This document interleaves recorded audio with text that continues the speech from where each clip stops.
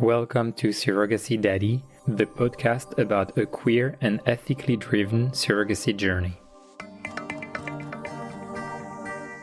Episode 7, The Egg Donor and the Fertility Clinic.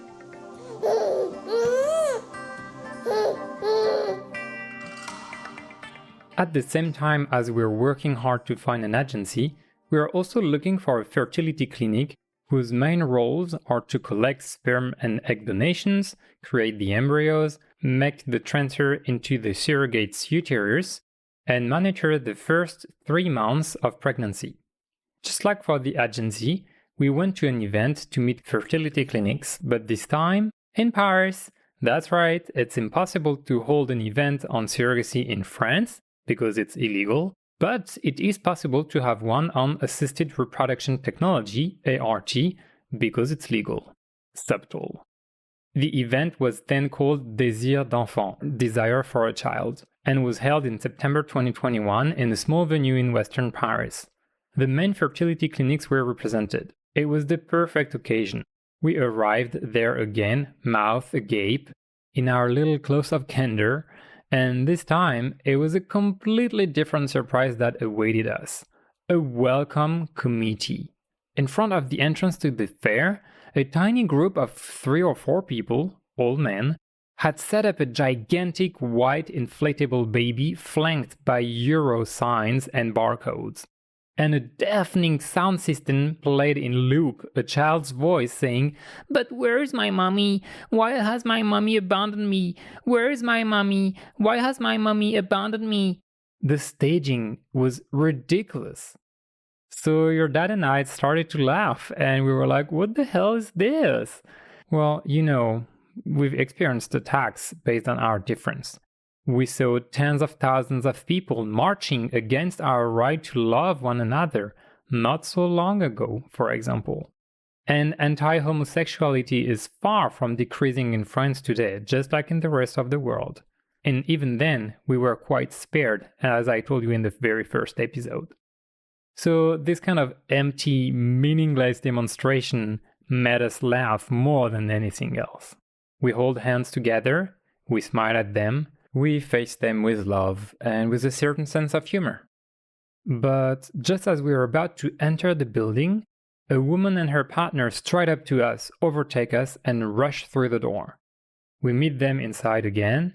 The woman is crying. Her partner tries to calm her down, to tell her that those idiots outside don't know what they're talking about. But she's crying, and she repeats between sobs, "But it's horrible. It's horrible what they're telling me." Frankly, it broke my heart. And this was a terrible reminder that the vast majority of couples onboarding for a surrogacy journey are actually non-fertile heterosexual people. Apart from that, the rest of the day went well. We're learning about the different stages that we'll go through over the next month, and which I'm going to explain to you now. The first thing we have to do is simply a spermogram to check that we're not sterile. As we want to have embryos fertilized with both our sperm, we both did it, and from that point of view, everything was fine. For the choice of the fertility clinic, I found it quite simple in the end, maybe also because we had already been through the experience of choosing an agency. By the way, you can choose the agency or the clinic first, it doesn't really matter, as long as both work well together. We met with the 3 main fertility clinics which seemed great to us, and for which we got very good feedback from lots of other surrogacy daddies.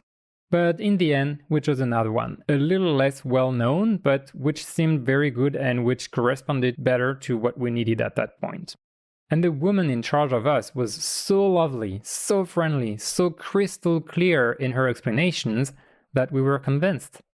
I say this because, like the agency, beyond the figures, the results, the prices, the processes, every time we also made decisions based on feelings and emotions. And this is what makes me say that there's a lot of love throughout this adventure.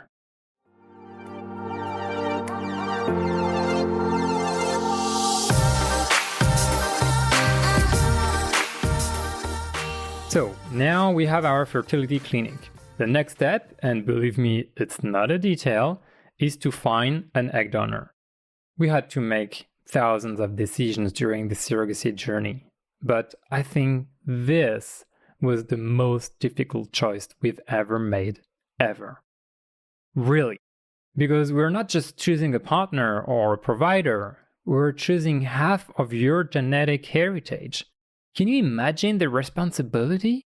When a straight cisgender fertile couple decides to have a child, that choice is not on the table.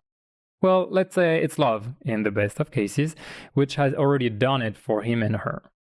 But for us, it's a decision, and therefore a mixture of rationality, emotion, and even a little bit of madness. So how do we deal with this? Well, it kept us busy for several months. Most of the time, clinics have their own database of donors who have already been medically approved. In concrete terms, you have to imagine a website that looks a bit like a dating platform, in fact. You have several profiles and there are different criteria to refine your research on the platform. And that's where the first questions arise. What will be our selection criteria for finding your donor? Well, that's a really interesting question, I think. Let's start with the parameters that we have no control over. The first one is quite simple: the size of the database. Sometimes databases are very, very limited. For example, one of the clinics we could have signed up with had at that time a database of around 10 profiles. That's not a lot. In the clinic's database that we finally chose, there were around 400 profiles, so we had a bit more choice. Parents sometimes prefer to use donor agencies as additional service providers. This is absolutely possible, but it can be at a considerable additional cost. And then there are the so-called premium egg donor agencies. And here, hang on to your hat. The donor profiles of these agencies are like magazine cover cliches. When your dad and I found out about this, we thought, whoa, what kind of parallel world is this where all the women look like they've just stepped out of a fashion week show? And the cost of these agencies is 7 or 8 times higher. And this raises a few questions, as it anchors and reproduces a collective fantasy of what a so-called premium body, and in particular a woman's body, should be. These same agencies also offer the intellectual version with women who have attended the best universities in the United States. This too raises many questions, particularly ethical ones. How far can we choose without resorting to eugenics? How can one carry out assisted reproductive medicine, ART, while avoiding another Gattaca, that movie directed by Andrew Niccol in 1997, which takes place in a dystopian world where genetics determine each person's destiny? Remember that only the rich have access to surrogacy. I've already talked about this. But if on top of that, we start choosing only super graduates with supposedly perfect bodies, we're really going to end up with class reproduction, but in the literal sense this time. With no safeguards or support, there is something a bit creepy about this, I think. Then, another criteria we don't control is the whole medical compatibility topic. A DNA test is used to check whether we are carriers of serious, common and well-known genetic diseases, such as cystic fibrosis, for example. Because even when you're not ill, you may have recessive genes which, if linked to a genetic inheritance that is also recessive, would significantly increase the risk of the baby being affected by the disease. So we were given a little box into which we had to spit. It kind of looked like a detective movie.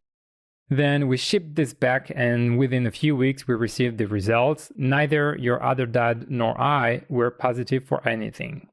Then, another criteria is that if the donor has already donated in the past, we can have an idea, with no commitment of course, of what can be hoped for a future donation. For example, if she has given 2 or 3 times and every time 10 to 20 eggs were retrieved, it gives a good indication of what you can expect for your own donation. Again, with no commitment.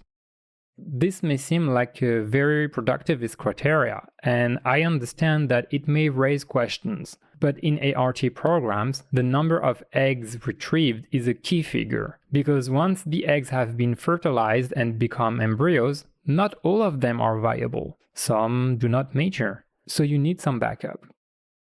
There's another criteria we don't control very much, which is anonymity.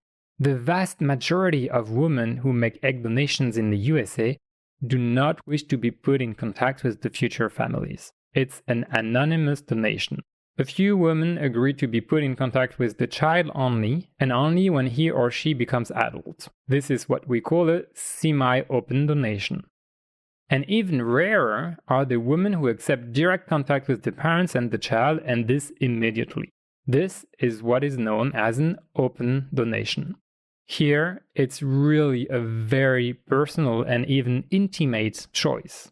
I can tell you about what we wanted and why, but every couple and every family sees this differently, and that's perfectly fine.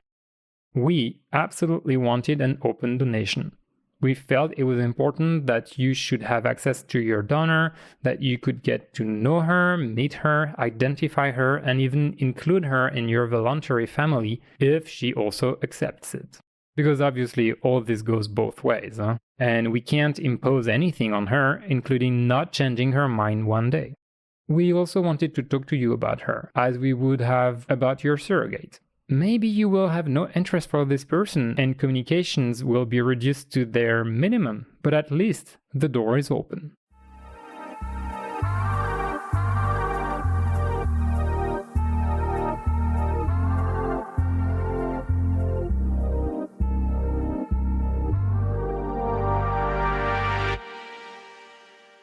So these are pretty much the criteria on which we had very little control over. The rest was up to us to decide, to select our own filters, and it's not easy at all. For each profile, there is general information, morphology, photos, education, and quite a lot of medical data on 3 generations, including chronic illnesses, various disorders, addictions, and so on. Then comes a series of open-ended questions to get to know her better, her motivations for becoming a donor, her character, her artistic and intellectual traits, her interests, her future plans, etc., etc. It's quite strange to read all these answers because at the same time, it's often extremely interesting. It tells you who the person is, it brings her to life. And at the same time, given that, as far as we know, Sunday hobbies are not passed on in the DNA, we kind of wonder a little why we have access to all this information. But I think it's just a reminder that everything isn't just scientific, it's also emotional and about the creation of a narrative. So we have all this information for each profile multiplied by 400 profiles. Can you imagine? Pages and pages of data to go through, if you want to go through it. And that's where it gets interesting, or crazy, or problematic, depending on how you look at it. Because everything potentially becomes a selection or exclusion criteria, and we're all alone in this, having to balance our ethical and bioethical values with the desire to choose what's best for you, our baby, without really knowing what best means in this situation. Because how do we know if what we believe to be best might not in fact be the expression of our cultural or societal illusions, our fantasies or biases, even our neuroses? For example, my thing was that I wanted a rather tall woman.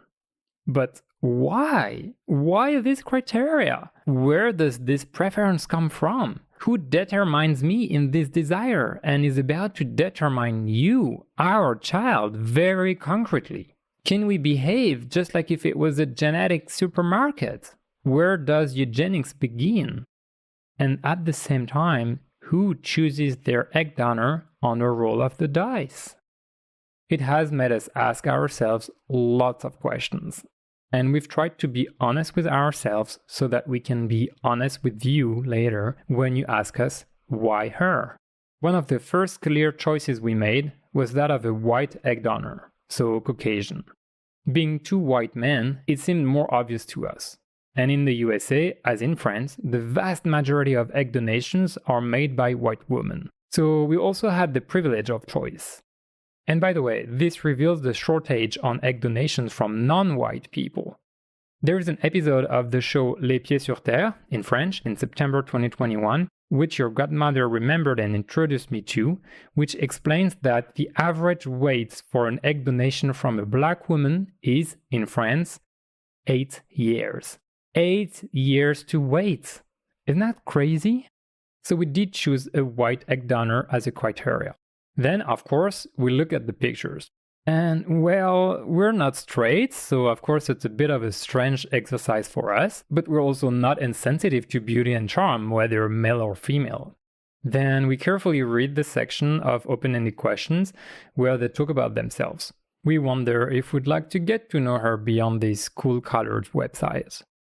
Well, I don't know if we should have been straight or not, but we liked way too many women.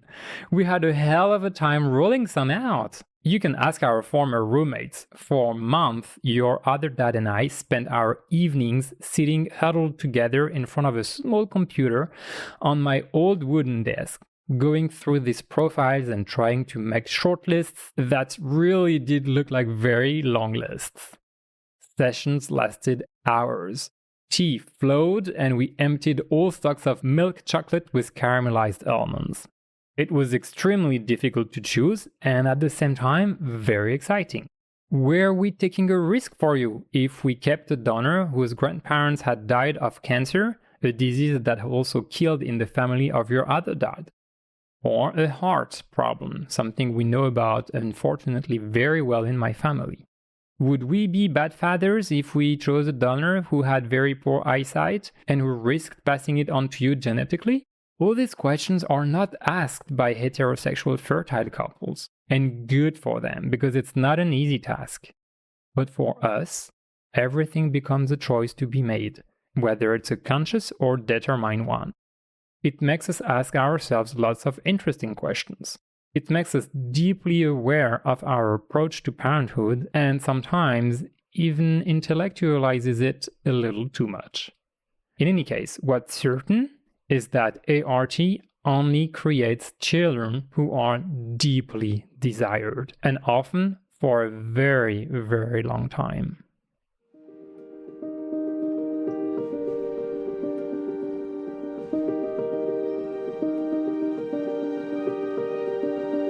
It took us 3 or 4 months to find the profile. We were mentally exhausted. We were at the point of dueling profiles with semi-finals and finals. It had become ridiculous and even a bit problematic. But you have to understand that we were simply lost. And then one day, your other dad showed me the profile of a person who was in the database at the very beginning but had quickly disappeared. And then she reappeared a few months later. He said to me, "Look at this profile, I really like it, and I think you're gonna like it too." The pictures are really charming and she looks fun, dynamic and very nice. She seems mischievous, I like it. She seems very intelligent. She's beautiful, very charismatic, and you can tell from her photos that she loves nature. Oh, there you go, she has added hiking and adventures to her hobbies. Nice. Oh, she specifies that she hopes to be able to give to a couple of gay men because she writes, "Everyone deserves a family if that's what they want." That's really sweet. And she also says that financial compensation is part of the reason why she gives her eggs. I like that, at least it's frank and clear. Oh, she speaks German? I love it, that's rare for an American. Then I start reading the open questions section. She describes herself as very determined and courageous. She adds that, on the other hand, it doesn't stop her from being connected to her emotions and that she knows how to cry a lot when it feels good. Who is this wonderful person? Egg donor or not, I really want to meet her and be friends with her. And then, the paragraph that takes me to the moon is the answer to the question, who is your hero or heroine and why? Most egg donors answer cute things like, my mother, who is my great source of inspiration, etc., etc. Now, here is her answer. I'll quote it to you in essence. I try not to have idols. They're all just people at the end of the day, and putting them on a pedestal blinds you to their faults. But people I have great respect for are Dr. Shulgin and Fadiman, and also Malin Bart Williams, a TED Talk speaker who completely reframed my racial biases, especially those about Africa. I also like Natalie Wynn, a YouTuber who creates video dissertations about social issues, and Malala Yousafzai, who inspired me to be grateful for my opportunities and also to work harder to support intersectional feminism. End of quote. Reading this, I stood up and said, "Who is this person? We've got to meet her." It was an instant crush. I didn't even look at the medical section at first. I did not care. Well, later on, that is true. I did take a look at it, and I made a little prayer so that there wouldn't be anything too incompatible. And there was not. And that's how we chose your donor, Camille. And you know what? She is not that tall. Just goes to show. We don't know how you will be and what you will decide to become with this genetic material we have chosen for you. But what we do know is that every time you want us to tell you about your egg donor, we will be very proud to explain who she is and why we chose her. We hope she will inspire you too, and that you will want to form a relationship with her when the time comes, just like with Diana. If she still agrees, and if it's something that you have interest for, of course.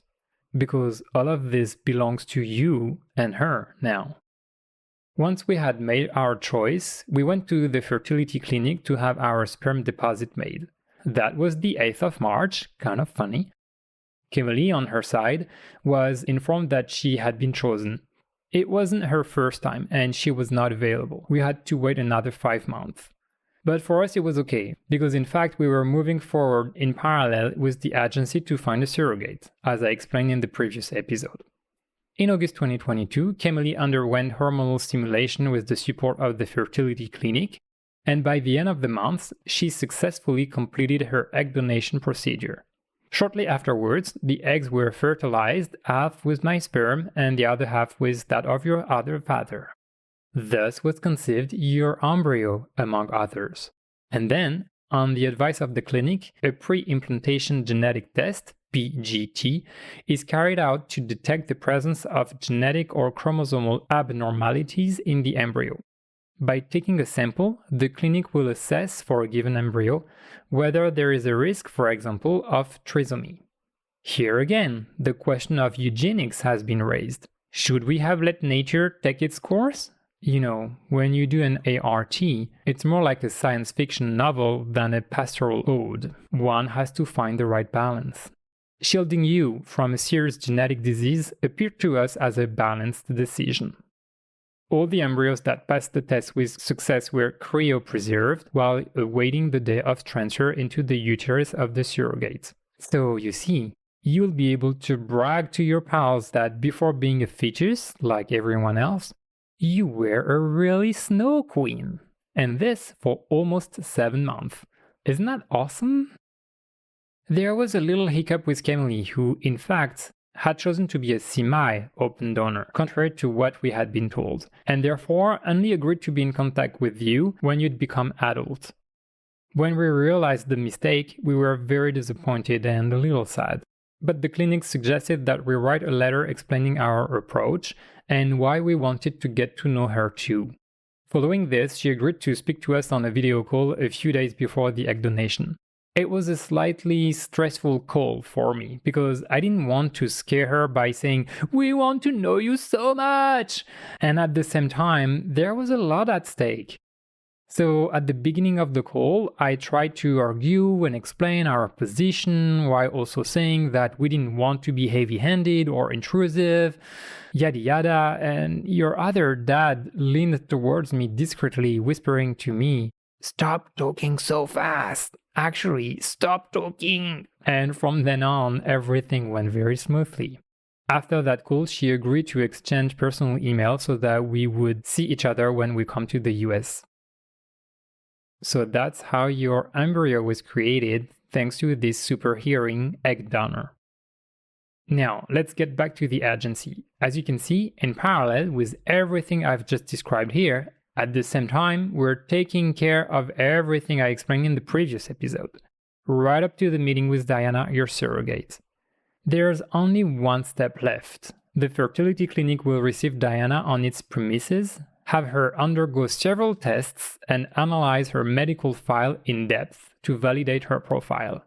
It takes about 2 months. The wait is unbearable. We've already become attached to Diana. We shouldn't have, but we couldn't help it. We chat on the WhatsApp group with the agency and we're really having a good time together. And then one day, right in the middle of our honeymoon in Japan, while visiting the temples of Kamakura with a friend, the news breaks. The fertility clinic accepts Diana's file! That's it! She can officially be your surrogate. Whoa! You can imagine our joy. Now, there's just one more thing to do before the transfer, the contract, and find a lawyer in the USA. That's the subject of the next episode. See you next time.